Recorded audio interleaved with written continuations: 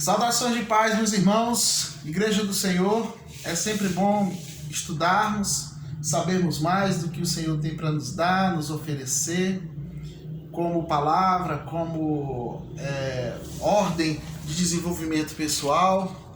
E hoje nós estaremos ministrando aqui em Tito, no capítulo 2, dos versículos de 1 a 8. Vamos pegar agora aqui a Bíblia e fazer a leitura desse texto em Tito, capítulo 2, versículos de 1 a 8.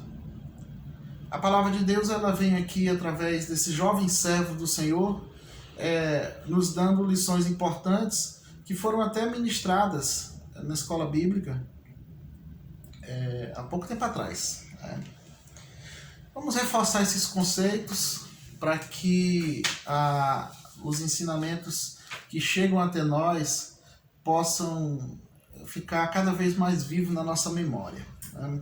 Então vamos lá, Tito capítulo 2, dos versículos de 1 a 8, que diz assim: Tu, porém, fala o que convém à sã doutrina. Exorta os velhos que sejam temperantes, respeitados, sensatos, sadios na fé, no amor e na constância.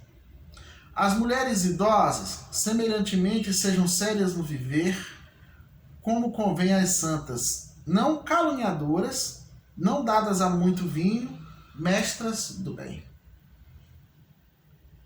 Então poderão ensinar as mulheres novas a amarem seus maridos e filhos, a serem sensatas, honestas, boas donas de casa, bondosas, submissas a seus maridos, para que a palavra de Deus não seja blasfemada. Exorta semelhantemente os moços a que sejam moderados. Em tudo te dá, por exemplo, de boas obras, na doutrina mostra integridade, reverência. A linguagem sã e irrepreensível, para que o adversário se envergonhe, não tendo nenhum mal do que dizer de nós. Exorta os servos a que sejam obedientes a seus senhores, sendo-lhes agradáveis em tudo, não os contradizendo. Não defraudando, antes mostrando perfeita lealdade, para que em tudo seja o ornamento da doutrina de Deus, nosso Salvador. Muito bem. Meus queridos irmãos, a igreja ela é um encontro de gerações. Ela é um encontro, como o próprio texto aqui está falando, sendo de gerações onde o texto se direciona a diversas faixas etárias e tipos de pessoas. E nessa hora, o que é que ocorre? Paulo, ele é extremamente direto quando ele diz a Tito, né? Tu fala o que convém à sã doutrina. Enfim, fala o que é conveniente dentro do que tu aprendeste, dentro do que tu sabes que é a verdade estabelecida por Deus.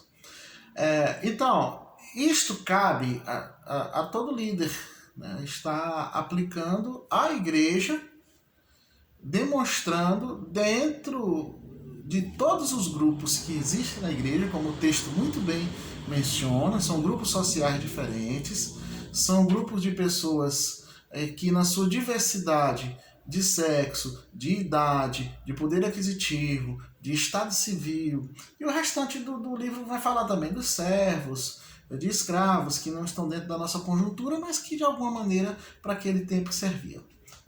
Então, como tratar das doutrinas bíblicas a ponto de o quê? De alcançarmos todas essas classes de pessoas que estão dentro da igreja e fazê-las entender que vivemos em um meio comum.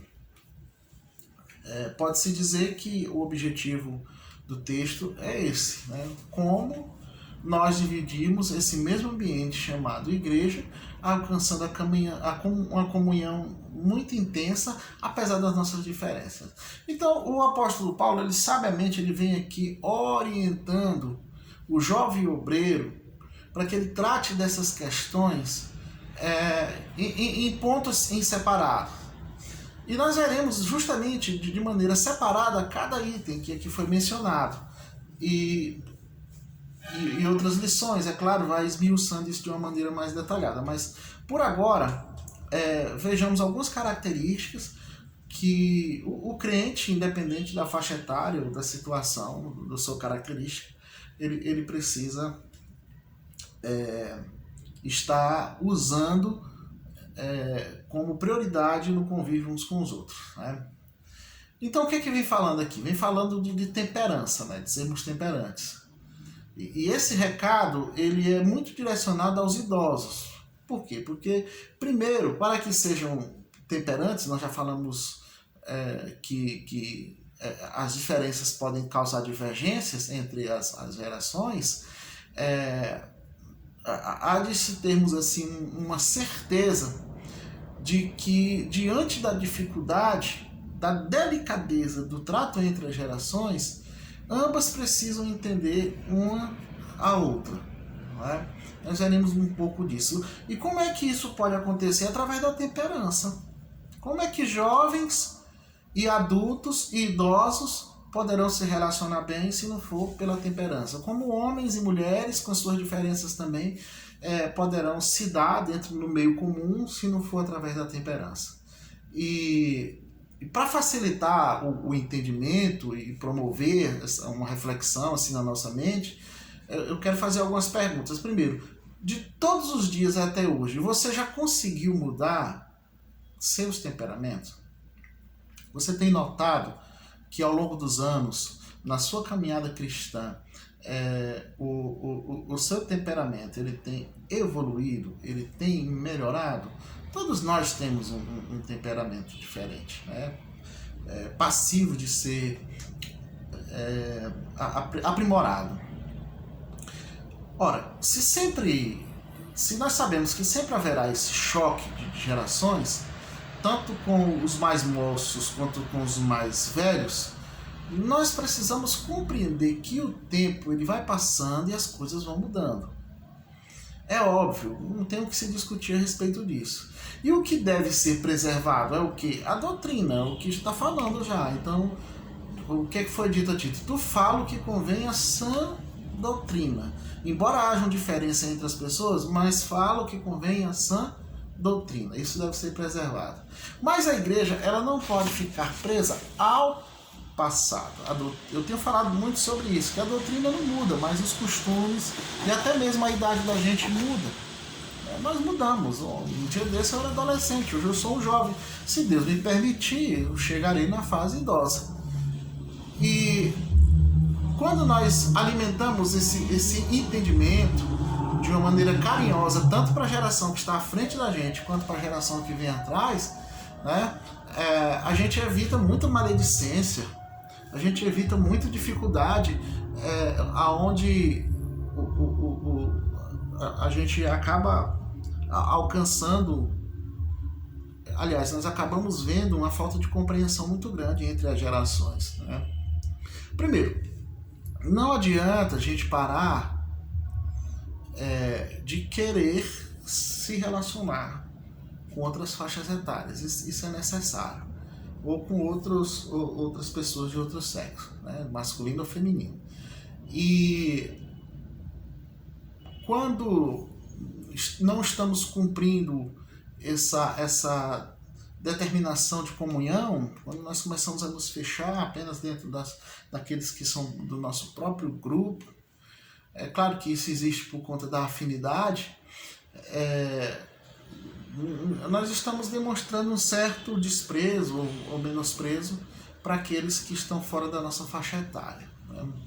E porque assim, não adianta também a gente se cingir, né, se revestir e cumprir todos os horários, todas as tarefas, dizimar, orar, trabalhar e de alguma maneira não conseguir se relacionar com aqueles que são ou que não pertencem ao nosso grupo, vamos dizer assim, de mesma idade ou situação. Os jovens precisam ter cuidado? Sim, são pessoas que precisam de cuidado. E através dos anos, e também eles se tornarão adultos. E quais serão as referências que eles terão quando se tornarem adultos? o que ocorre? O embate direto entre gerações, principalmente o que vem através das palavras, porque muitos dos conflitos que existem entre as gerações é justamente a questão da linguagem. Né? Eu não me lembro da minha vida de encontrar a linguagem da juventude igual à linguagem dos adultos. A linguagem das crianças também é outra, a dos idosos é um pouco mais parecida com a dos adultos, mas não é a mesma. Né? E como é que isso pode acontecer sem haver um constrangimento? Né? Sem uma geração menosprezar a outra. E tudo isso passa pelo pecado que a língua ela pode causar, né? E causar muitos problemas. E problemas que descaracterizam o corpo de Cristo. Ao tempo que as gerações elas não conseguem se relacionar entre si dentro da igreja, essa igreja ela está descaracterizada. Né? Então, esse é um ponto. O outro ponto é o fato de procurarmos sermos respeitáveis. Imagina uma pessoa de idade, né, já de idade adulta, ou já idosa, roubando, falando palavrão, amaldiçoando. Isso é algo fora do comum. O que se espera de pessoas que são de mais de idade é que, ou de certa idade, né, é que ela já tenha aprendido as lições da vida, né, essas lições básicas da vida. Eu não ando xingando, eu não ando amaldiçoando, eu não ando jogando indiretas, eu não ando com pequenas rixas, com situaçõezinhas, com competições, né? Eu tenho que vencer, eu tenho que demonstrar que realmente preciso ser, preciso estabelecer o meu conceito acima de tudo. O que se espera de pessoas mais de idade é que elas já tenham alcançado a sua maturidade. Porque quem não respeita pode até ser respeitado, dependendo da idade. Eu vou explicar isso melhor. Uma pessoa mais velha, ela é respeitada pela sua idade. Mas se ela agir com dignidade, além de ser respeitada, ela vai ser também querida. Né? Por quê? Porque um idoso, uma pessoa de mais idade, que ela é intransigente, ela vai ser apenas respeitada, mas ela não vai ser querida. Por quê? Porque pelos cabelos brancos, pela idade, as pessoas não merecem respeito por conta da idade. Mas quando nós encontramos alguém no padrão de maturidade, onde ela é tanto querida quanto respeitada, aí nós vemos sim a questão das relações entre todas as gerações sendo cumprida ali naquela vida, naquela pessoa. Por quê? E por que não se fala do jovem da mesma maneira que se cobra do adulto? Porque o jovem ele ainda não aprendeu, ele está sendo ensinado. Repito, o que se espera do adulto é que ele já tenha aprendido, é que ele já saiba se portar, é que ele já tenha maturidade. Não se pode esperar do jovem a mesma coisa, a mesma resposta, porque ainda ele está em desenvolvimento. Aí é onde entra essa questão de haver a paciência necessária e a disposição para ensinar. Né? Porque a falta de paciência ela também pode ocorrer com jovens, e aí a gente começa a ver o outro ponto. Né? O que se ensina aqui? É que os jovens eles têm paciências. E paciência com quem? Com os idosos, porque é um grande problema nesse encontro de gerações, porque os idosos, as pessoas mais velhas, elas não têm a mesma mobilidade para se locomover, para executar suas tarefas com a mesma rapidez, e às vezes, para até entender o que está falando, a audição já não é mais do mesmo jeito, a visão é limitada, né? Eu tenho encontrado muitos idosos que você fala uma coisa, você tem que repetir, porque eles ouviram, mas eles não entenderam. Né? E nem todo mundo tem paciência para repetir as mesmas coisas, principalmente quando se é jovem, apressado e onde nada pode esperar. Né? E o jovem, com os seus sentidos muito bem aperfeiçoados, espera muitas vezes uma resposta rápida aos mais velhos. Isso não vai acontecer. Eles não podem dar, porque eles não podem também voltar ao seu estado anterior, né? E aos moços e às moças, cabe aqui esse recado muito, muito importante, que é de justamente entender e também desacelerar. Porque não o jovem, ele pode desacelerar ao passo e ao compasso dos mais idosos, mas os idosos, eles não conseguem acelerar para acompanhar o jovem. Então, nesse quesito de paciência, de convívio, de escutar, de ouvir, de atender, aí sim a responsabilidade da juventude é retroagir aos pontos aonde os mais idosos não conseguem responder, né? Se tiver que andar com o idoso, você vai ter que andar mais devagar, embora o seu natural seja andar rápido. A articulação, o sistema como é que se diz, ortopédico, o osteomuscular do idoso, ele é diferente do mais jovem, né? Muito bem. E o que nós podemos ver nessa situação toda? É que certas situações, quando elas acontecem na vida da gente, elas nos proporcionam um entendimento maior quando ocorre com nós mesmos do que com os outros. E aí eu quero trazer uma ilustração da seguinte maneira. Tem uma ilustração que conta que um velhinho, ele vivia com a família de seu filho mais velho. Vivia lá na família de seu filho mais velho, e ele sofria de tremores nas mãos, e ele não conseguia segurar o prato de vidro quando ele ia colocar comida e tudo, colocava comida para ele. Vez por outra ele derrubava os utensílios da mesa, derramava comida no chão. Então, praticamente ele já estava perdendo a sua autonomia de comer sozinho.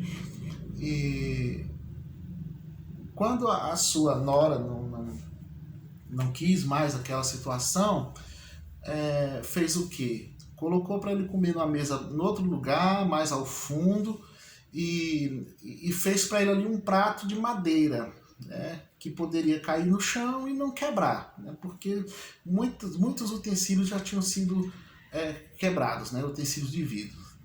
E certo dia, o filho do casal, observando aquilo, pegou um pedaço de madeira considerável e um canivete, e ele começou a talhar ali, esculpir com seu canivete aquela tábua. Aí os seus pais chegaram para ele, curiosos, e perguntaram: meu filho, o que é que você está fazendo com esse pedaço de madeira? É alguma obra de arte? Cuidado para você não se machucar, meu filho. O que é que você está fazendo? Eles estavam curiosos, querendo saber. E aí o filho respondeu, né? Não, meus pais, eu estou fazendo um prato para quando vocês estiverem velhinhos, que nem o vovô. Ele observou o futuro dos pais pelo retrato do que estava acontecendo com o avô naquele momento. Por quê? Porque aquela criança, ela conseguiu interpretar dentro dessa ilustração, é claro, qual é o nosso caminho natural. O corpo, ele vai nos traindo, ele vai nos abandonando. Quanto mais o tempo passa, nós vamos ficando mais limitados. E isso não é de propósito. A condição é uma condição. E bem-aventurado aquele que consegue chegar à velhice. E fica o recado para a juventude, para que entenda: todo jovem um dia poderá ser um idoso. Esta é uma qualidade, meus irmãos, que nós vamos falar agora, que há de se observar bastante, que é a questão da constância, que é um ponto que é admirável e que traz bons resultados. O crente, ele necessita voltar os seus olhos justamente para essa questão de constância, porque é o que não deixa a gente desanimar. E geralmente as pessoas que têm constância, elas estão sempre atualizadas. E ao tempo que elas estão atualizadas, elas atualizam as outras pessoas também. Elas atualizam o ambiente em que elas vivem. Procuram influenciar para uma mudança positiva. Procuram formar uma opinião que realmente venha a ser beneficiadora a todos e não necessariamente só a ela própria. Então, ser constante é lembrar o passado, mas viver o presente. Isso se enquadra muito com aquele garoto com aquele garoto fez a ilustração, né? Olhar para frente e fazer alguma coisa para que o futuro seja adequado. E nada daquela vida que nós tínhamos de tempos atrás, ela voltará. No meu tempo era bom, como as coisas eram boas naquele tempo.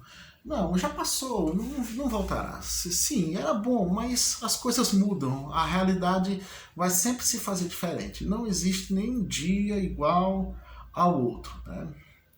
Então, a constância é justamente o que nos leva a chegar de uma maneira otimista a sempre uma outra fase da vida, sem estarmos machucados, ou pelo menos, não vou dizer assim, estando curado dos machucados da vida, melhor falando. As mulheres de idade, o que o texto fala, é que há um convite para que elas sejam mestras do bem, como diz ali no versículo 3 e 4, né, onde faz menção da mulher idosa. E tudo que se aplica ao homem, cabe à mulher também. As recomendações feitas a elas é que honrem os seus compromissos, ser exemplo para a família e principalmente para não tirar a autoridade dos seus filhos para com os seus netos, né? E isso é um assunto complicadinho, né? Às vezes de se lidar, né? Mas quando a palavra está dizendo que deve ser mestras do bem, isso está muito presente dentro do seu lar, né? Para quê? Para que ensinem as mulheres mais novas a amarem seus maridos e seus filhos. Então o papel do avô e da avó está muito mais relacionado à questão de ensinar do que proteger. Porque ao tempo que se ensina, protege-se da maneira mais adequada. E há de ser muito cuidadoso justamente com essa sua proteção. Mestre é aquele que ensina. O próprio nome já caracteriza dessa maneira. E se este não vive o que ensina, aí realmente fica difícil, porque o exemplo não existe. Há de se ter primeiro o exemplo para que depois se fale o ensino. E não basta ter idade para ser um mestre. Então, isso é um mito que nasce muito na cabeça das pessoas, que para ser mestre é preciso alcançar uma determinada idade. Não, aí é ancião. O que se espera do ancião é que ele seja realmente um mestre, alguém capaz de ensinar. O mestre é aquele que aprendeu, independente da sua idade. E por ter aprendido, ele ensina. E não se pode ensinar antes de se viver. Pelo menos biblicamente é isso que acontece. O que a Bíblia nos ensina é que a gente deve ensinar o que vivemos. Lá em Provérbios capítulo